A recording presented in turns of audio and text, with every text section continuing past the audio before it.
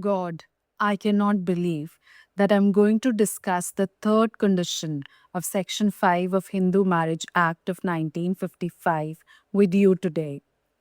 It is an uncomfortable provision. It always leaves me in confusion. So I thought, why should I be the only sufferer? So here I am, Harp, welcoming you to the rulebook room created for us to sharpen our confidence in life. You know why I say that? Because I believe that to know is to have knowledge, and most basic things bring great understanding. Today's case is Pananthi Venkataraman versus State 1977 case. Ancient case, at least that is what you Gen Zs can say.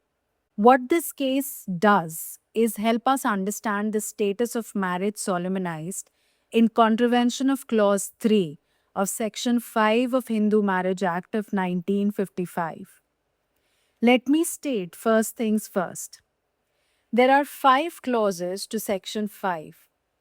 Each of the clause act as a condition that one ought to follow in order to see that the status of marriage acquired under the statute is a valid one.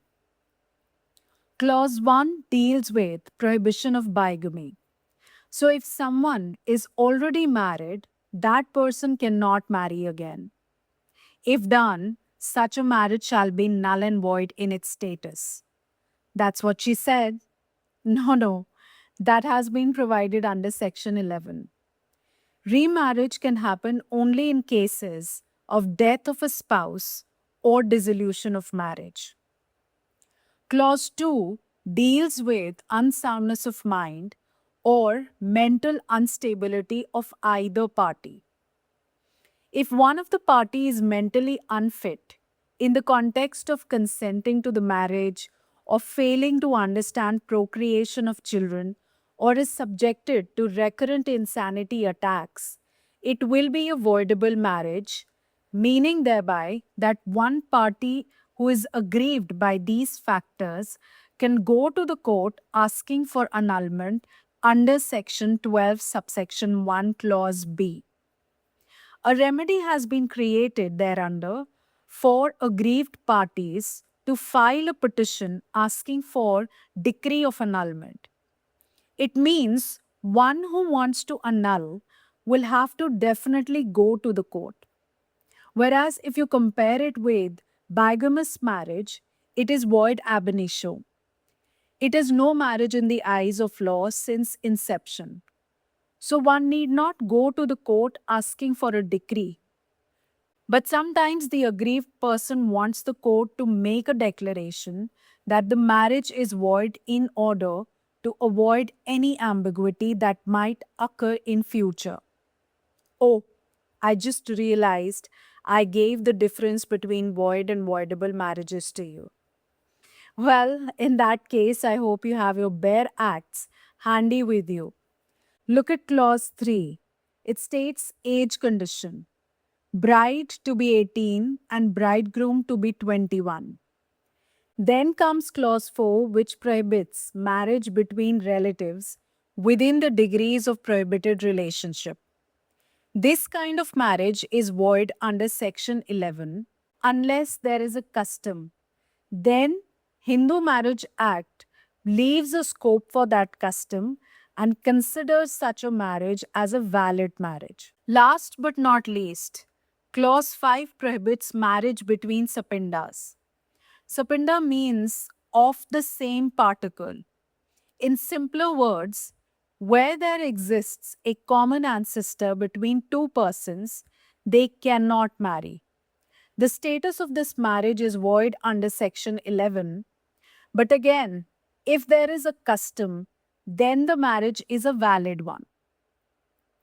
Did you notice that most of all the conditions are either covered under Section 11, which makes a marriage void, like bigamous marriage, degrees of prohibited relationship, or sapinda marriage?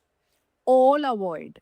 No conferring of status of husband and wife on the parties, or the other conditions are covered under Section 12, making marriage voidable in its nature.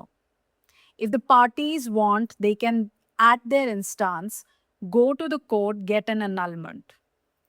But what has not been covered by either of these two sections is the condition under Clause 3 of Section 5. Condition related to age. If the parties are underage, the marriage will be a child marriage. What Pinanti Venkataraman versus State is interpreting is that if child marriage is neither void nor voidable, then the intention of the legislature might have been that they wanted to confer status of validity on a child marriage.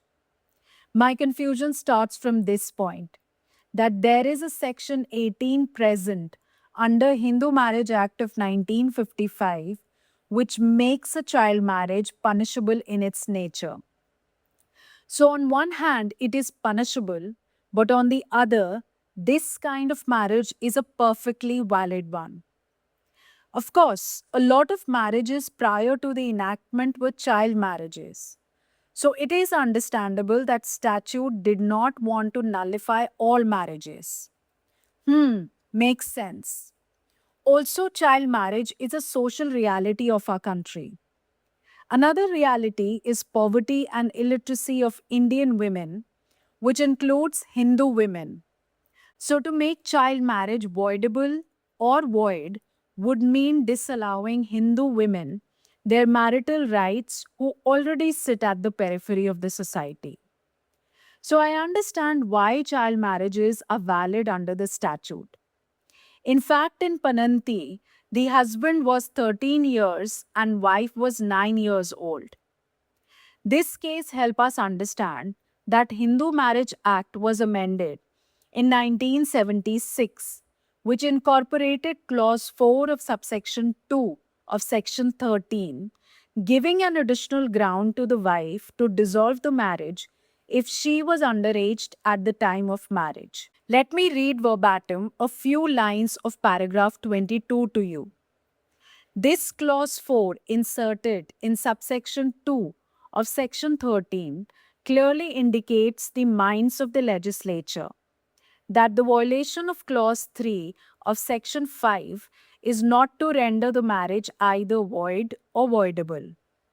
But in case the bride was below the age of 15 years at the time of solemnization of marriage and has repudiated the marriage after attaining that age, but before attaining the age of 18 years, a decree for divorce can be obtained whether the marriage was consummated or not.